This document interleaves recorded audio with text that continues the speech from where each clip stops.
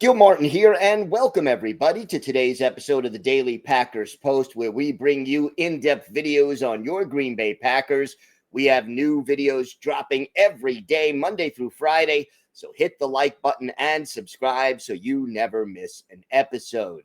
Today, we're going to talk about nose tackle. It's a position that's a bit up in the air since the Packers traded Kenny Clark to the Cowboys as part of the Micah Parsons trade. The Packers, of course, also let last year's nose tackle TJ Slaton leave via free agency. He is now a member of the Cincinnati Bengals, and that leaves a hole for the Packers at the position. Now, look, Slaton was the designated run stopper. His job last year was more or less to occupy a couple of blockers and free up some of the linebackers or the other defensive linemen to make tackles against the run. That was his job description. Prior to Slaton becoming the nose tackle, Kenny Clark did that. Clark obviously got shifted either to 3-tech or 5-tech, depending on the formation and the situation once Slaton took over on the nose, but both of them are now former Green Bay Packers. So you go up and down the depth chart at defensive tackle, and you realize that there are a number of players who, it doesn't really make sense for them to fill in at nose tackle.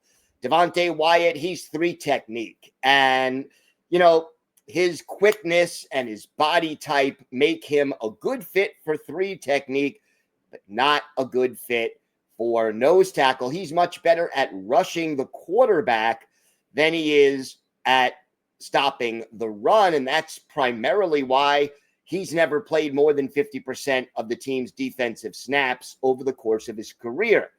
Carl Brooks also doesn't have the body type to be a nose tackle. He also, like Wyatt, is more on his game is based on quickness and penetration, and he's just not big enough, really, to be a nose tackle. So that leaves 3 candidates, and yet all of them kind of have question marks about them.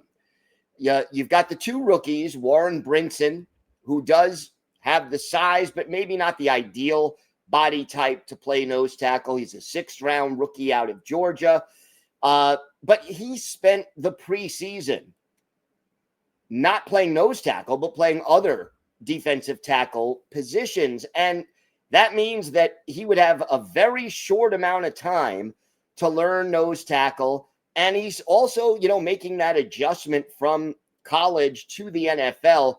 It's asking a lot of Warren Brinson. You've got Nazir Stackhouse, who has the perfect body type to play nose tackle, the undrafted free agent, college teammate of Brinson's at Georgia. He had an uneven preseason, but did well in practices during training camp. And, the question with Stackhouse is how quickly does he adjust to playing in the NFL as opposed to college, and how quickly is he comfortable with the playbook? In the preseason when he struggled, he's mostly going up against 2nd and 3rd string players, including some guys who are no longer in the NFL. So I think Stackhouse, his role will increase over the course of the season at nose tackle. By the end of the season, he may even get the majority of the snaps as the run-stuffing nose tackle, but I don't think it's necessarily going to happen right away in week 1 against the Detroit Lions.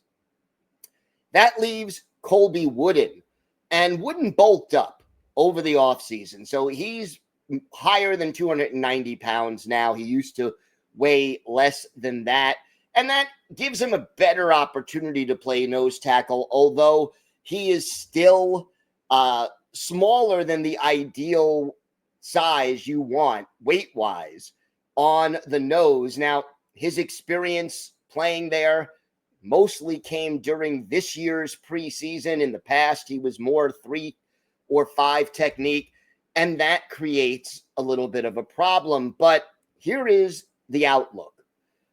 First of all, defensive coordinator Jeff Hafley has done a good job over the first year he was in Green Bay of finding ways to cover up or minimize the weaknesses of the team.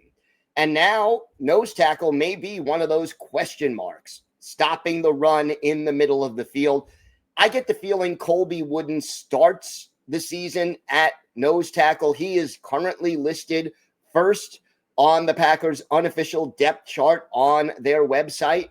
I think Stackhouse will see, he'll rotate in and see some time.